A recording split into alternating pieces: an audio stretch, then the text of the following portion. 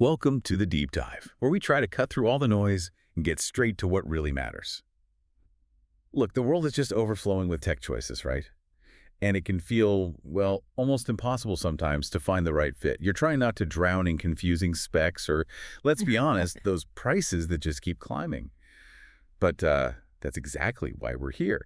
Today, we're doing a deep dive into a device that's been getting quite a bit of buzz, the much-anticipated iPhone 16. hmm And our insights today, they're drawn straight from some pretty comprehensive sources, specifically excerpts from iPhone 16, a refined and capable experience. So this lets us really focus on the core details, without getting lost in just speculation or like surface level reviews. Yeah, and that's really crucial, I think. It means we're going straight to what the analysis actually says, not just reacting to the initial hype. Mhm. So our mission today, go beyond the headlines, pull out the most important nuggets of knowledge, and really try to uncover what makes this particular device tick. Ultimately, we want to help you figure out if this refined and capable experience they talk about actually lines up with what you need, give you a real shortcut to being properly informed about this specific iPhone model. So I guess the big question we're sort of wrestling with today is, can the iPhone 16 really offer that pro-like experience, but, without the pro price tag? So, okay, let's start unpacking this, the very first impression. The source makes the iPhone 16 sound, well, undeniably alluring. It describes it as feeling modern and thoughtful, right? But without pushing you into the deep end of their pro pricing pool, Mhm.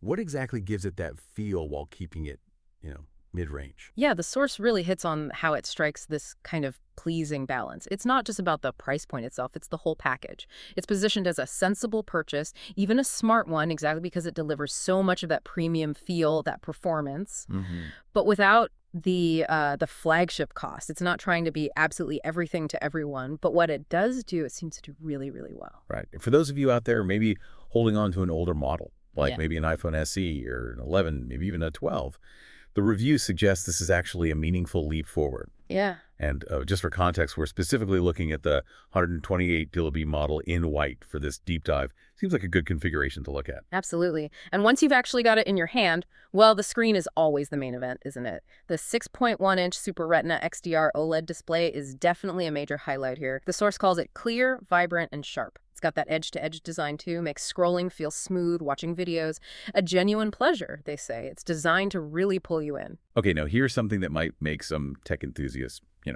raise an eyebrow. That classic notch. It's still there.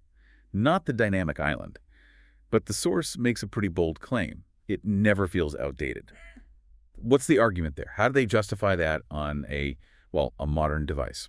It's interesting, right? The review explains that, yeah, the notch is there, housing Face ID discreetly, but it's apparently barely something you notice once you're settled in with your favorite apps. It just sort of fades away.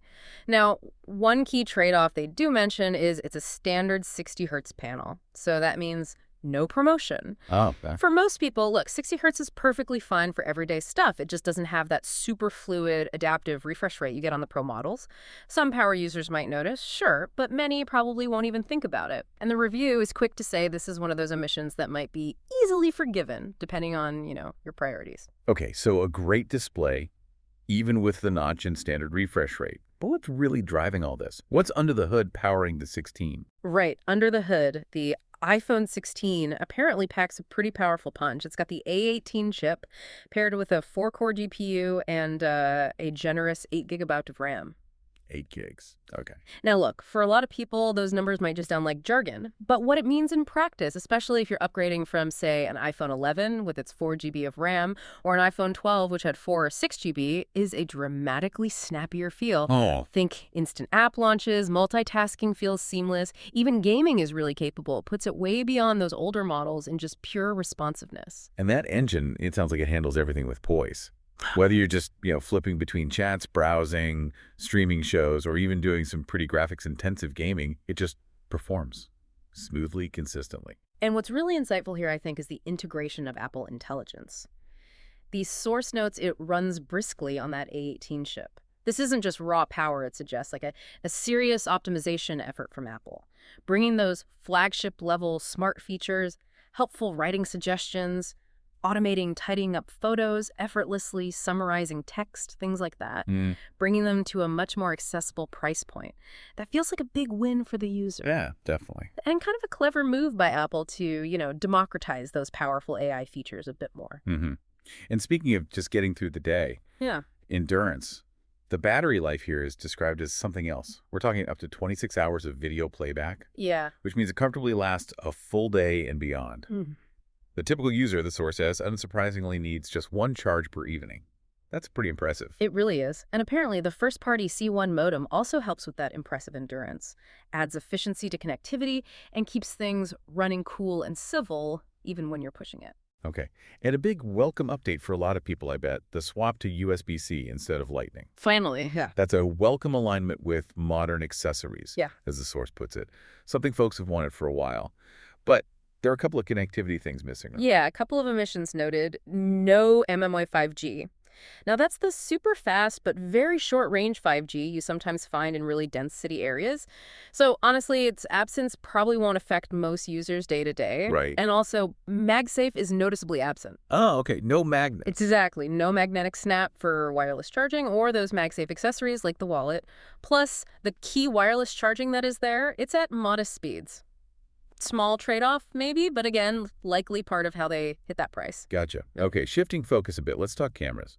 The setup on the 16E is described as simple. A 48MP Fusion, single rear sensor, offers up to 2 MP optical zoom, and then a 12MP front true depth camera. Simple. Simple, yeah.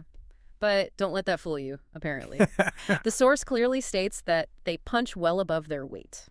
And that's thanks to Apple's integrated imaging systems. Things like Smart HDR5, Photonic Engine, Deep Fusion, Night Mode. All the software magic? Exactly. They aren't just buzzwords, they're computational photography features that are intelligently processing your shots, making them look, well, incredible. The results: crisp shots, realistic color, and subtle bokeh in portrait mode.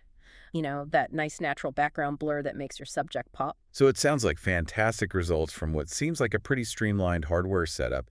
But what's the compromise then? What are the pricier models still holding back in the camera department? Well, the source is pretty clear. Just don't expect cinematic mode or ultra-wide versatility here. Ah, okay. No ultra-wide lens. Nope.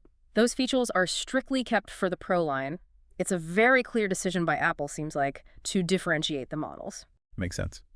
Okay, moving to the actual physical design. The iPhone 16e strikes a pleasing balance. Yeah, it's got this white finish paired with aerospace-grade aluminum and tough ceramic shield glass. It sounds like something that looks elegant, but also feels rugged enough for everyday life. And there's a significant new addition that seems to really enhance how you use it, the all-new action button. Right, into the mute switch. Exactly. The source highlights its added flexibility. You can set it up for launching apps, running smart actions you create. It really suggests you'll quickly wonder how you ever did without it. It's a small physical change, yeah, but it seems like it adds a huge layer of customization and just convenience. Interesting. Okay, so when we sort of put it all together, Yeah. and talk about those trade-offs again, we've mentioned them. No ultra-wide lens, no promotion display, standard 60 hertz, no millimeter-wave 5G, relying on Qi wireless charging at modest speeds, no cinematic video mode, no ultra-wide versatility, and no MagSafe. I mean, on paper, that sounds like quite a list of no's. It does, doesn't it, when you list them out like that? But if we connect this back to the bigger picture, the review concludes by saying that if your priorities align with what the 16 does do well, these omissions are easily forgiven.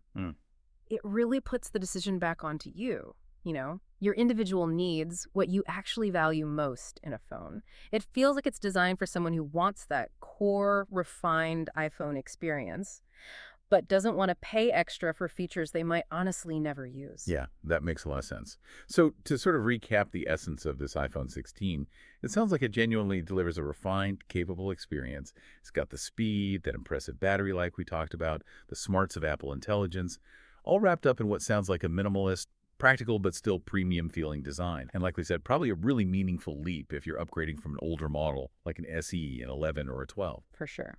Which leads to maybe a bigger question.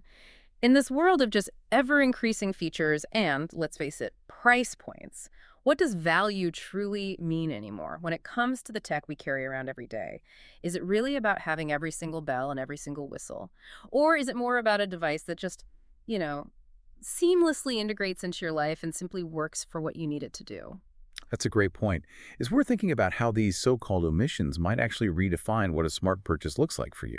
Sometimes, maybe less is actually more if it means getting exactly what you need, none of the unnecessary extras, and, importantly, at a price that just makes sense. Definitely something to mull over until our next deep dive.